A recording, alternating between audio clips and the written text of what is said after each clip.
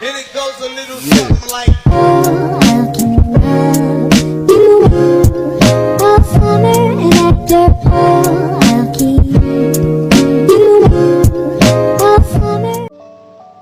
Bismillahirrahmanirrahim. Assalamualaikum warahmatullahi wabarakatuh. Perkenalkan, nama saya Hafida dari kelas Sosiologi C1 dengan NIM D1021152. Saya akan menjelaskan materi tentang lembaga kemasyarakatan. Lembaga kemasyarakatan atau lembaga sosial atau yang disebut dengan social institution adalah suatu himpunan dari norma-norma yang berkisar pada suatu kebutuhan pokok dalam kehidupan masyarakat. Jika kita melihat secara konkret, wujud dari lembaga kemasyarakatan ini disebut sebagai asosiasi atau association.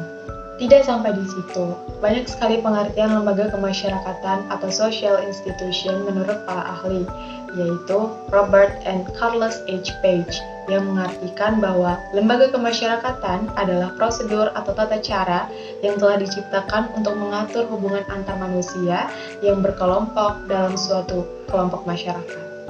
Contoh kecil lembaga kemasyarakatan ini bisa kita lihat di desa. Ada Rimas, RT, RW, dan Posyandu. Secara umum atau garis besar, contohnya universitas-universitas yang ada di Indonesia, itu semua adalah termasuk dalam lembaga kemasyarakatan di bidang pendidikan.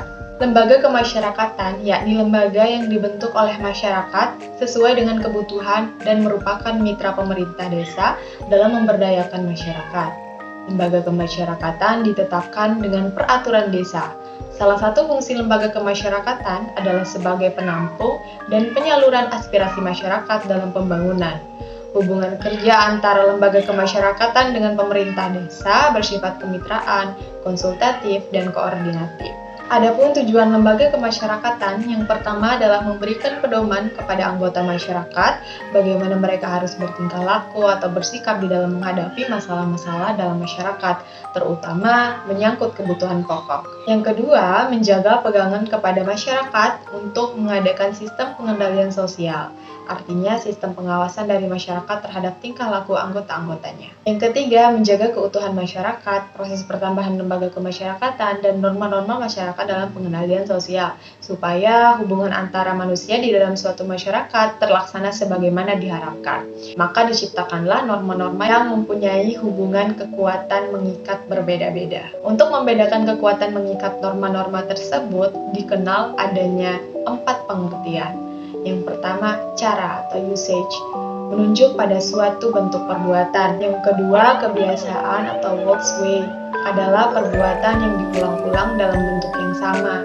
Yang ketiga, tata kelakuan atau mores, merupakan kebiasaan yang dianggap sebagai cara berperilaku diterima norma-norma pengatur. Yang keempat, adat istiadat atau customs, adalah tata kelakuan yang kekal serta kuat integrasinya dengan pola-pola perilaku masyarakat.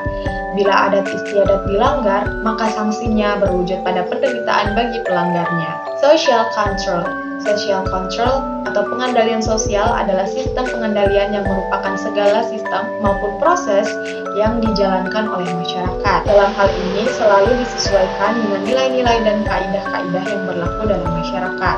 Pengendalian sosial dapat bersifat preventif atau positif dan represif atau negatif. Alat-alat pengendalian sosial dapat digolongkan ke dalam sedikitnya 5 golongan, yaitu yang pertama, mempertebal keyakinan anggota masyarakat akan kebaikan norma-norma kemasyarakatan. Yang kedua, memberikan penghargaan kepada anggota masyarakat yang taat pada norma-norma kemasyarakatan. Yang ketiga, mengembangkan rasa malu dalam jiwa atau diri masyarakat bila mereka menyimpang atau menyeleweng dari norma-norma kemasyarakatan dan nilai-nilai yang berlaku. Yang keempat, menimbulkan rasa takut. Yang kelima, menciptakan sistem hukum atau sistem tata tertib dengan sanksi yang tegas bagi para pelanggar. Ciri-ciri umum dan tipe lembaga kemasyarakatan. Yang pertama, suatu lembaga kemasyarakatan adalah organisasi pola-pola pemikiran dan pola-pola perilaku yang terwujud melalui aktivitas kemasyarakatan dan hasil-hasilnya. Lembaga kemasyarakatan terdiri dari adat istiadat, tata kelakuan, kebiasaan, serta unsur-unsur kebudayaan lainnya yang secara langsung maupun tidak langsung dalam suatu unit fungsional.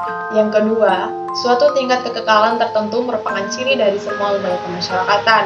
Sistem-sistem kepercayaan dan aneka ragam tindakan baru akan menjadi bagian lembaga kemasyarakatan setelah melewati waktu yang relatif lama. Yang ketiga, lembaga kemasyarakatan mempunyai satu atau beberapa tujuan tertentu. Yang keempat, lembaga kemasyarakatan mempunyai alat-alat perlengkapan yang digunakan untuk mencapai tujuan lembaga yang bersangkutan, seperti bangunan, peralatan, dan sebagainya. Bentuk serta penggunaan alat-alat tersebut biasanya berlainan antara satu masyarakat dengan masyarakat yang lain.